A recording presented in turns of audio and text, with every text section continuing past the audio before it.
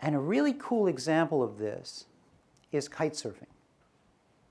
So I don't know about kite surfing. I don't know that Mako didn't do it, but basically there was a guy named Saul Griffith and others around, and users developed the entire sport.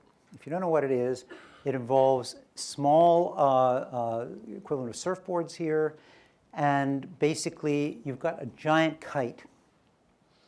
And the giant kite can, in effect, act like a reverse parachute. It can lift you off the ground. These people are being lifted off the ground. You can go in different directions with this thing. And it's kind of, you know, you have 5 control wires, and it's kind of sophisticated in terms of aerodynamics, entirely developed by users. And you have to do it pretty well, because when you're 40 meters up in the air, if you come down at a rate of speed you think embarrassing, that's really not good, right? So what happened was there were thousands and thousands of these users building these things, and they were playing with them. And then what happened, as in the case of the producers of the heart-lung machine, what happened was that the firms decided they were going to make this stuff. And so basically what they did was they said, okay, kids, the experts have arrived. To one side now, we will handle it for you, right? And so they formed companies, and each hired 2 or 3 engineers, and they began this sort of yearly model cycle where, you know, we have the coolest thing, and we patent everything, and we don't tell anybody else what we're doing, and all the rest. Well, this particular guy named Saul Griffith, who was at MIT, didn't think that was so entertaining, and he didn't think the designs were very interesting, and so he said, in this modern age, he's going to put up a website.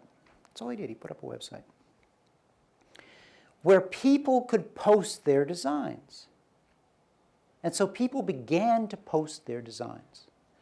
This is from somebody, Sebastian, isn't it, in Argentina. So it's around the world, a super high aspect ratio inflatable design for mountain boarding. Mountain boarding is the, once you figured out that you had this kite, you could use it to mountain, you know, to go along beaches. You could use it to climb mountains, basically. You could go up the mountain instead of down, being pulled by this kite. And I've tried this thing, and these kites are really powerful. You know, I mean, they'll pull you, no question. So then what happened? Behind each of these things, you'll see a bunch of stuff.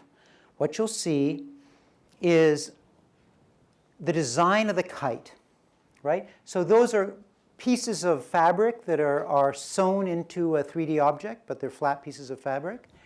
These are the pieces, the panels. And what they did is they began to share these panels in terms of sketches and measurements, but then they found out that what are called sail lofts, which are cutters that cut sails, are driven by a CAD system, a laser cutter, and so on, and that's standard around the world, so that basically if you publish your CAD file, then anybody around the world can make an exact copy of your kite. You know, you simply go to your local sail loft and cut out the exact, to the millimeter, same thing, and then you can put it together, and then you can experiment with it. So what happened? Well, in not too long a time, there were hundreds of people on the site, really expert people. I mean, aerodynamicists from NASA, for Christ's sake, who also did this. And people from aerospace companies and so on, and people from the top aerospace departments around the world were doing this. This was fun because it turns out that it's A, fun to do, and B, sort of the aerodynamics of it are not straightforward. And they brought tools. You know, they started to model the turbulence and so on, and they started to design this thing and so on. Now, so people were posting designs, and other people were trying them and stuff like that.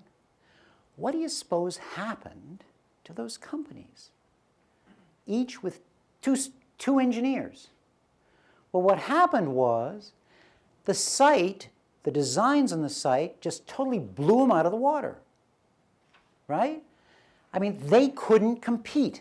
So in other words, against a bunch of people who had firms, who were following the traditional model of we innovate, you consume, The consumers turned around and said, get lost, we're innovating, and beat them.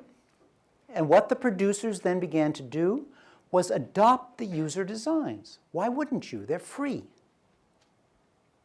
So when you think about this in terms of the economics of it, what you have, basically, is a design space, let's say, hypothetically, for all possible kites. And what you have, all those X's are users. You have many more users than you do producer engineers. And the users are giving away their stuff for free. And the producers are trying to tie it down. So what happens? Well, this producer can't copy a good design from that producer because, you know what? This producer has it protected. So you find the same thing when you go to a company like an automobile company, Ford or whatever. You might like the tailgate of the BMW, and you might like the engine of the Ford, and you might like the steering wheel of the whatever. You can't put them together.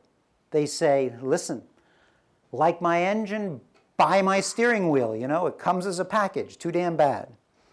And so you have to take it as a bunch. But when you're a DIY user, you can assemble the best sub-solution from anywhere.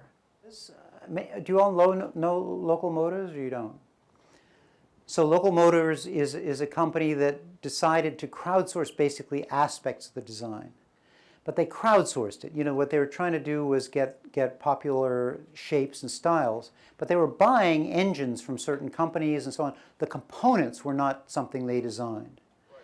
So, you know, then you've got style, and then you've got their selection process, and you think, what do you think sucks, the performance of the car, or I just like, you don't like the style? No, I mean, they source hundreds of designs to come up with their first car, which is called a Rally Fighter. Right? Yeah. And if you've ever seen the Rally Fighter, it's like just the most poorly put together, stylistically, you know, spatially car you've ever seen. You don't like it. Well, but now, this is fine.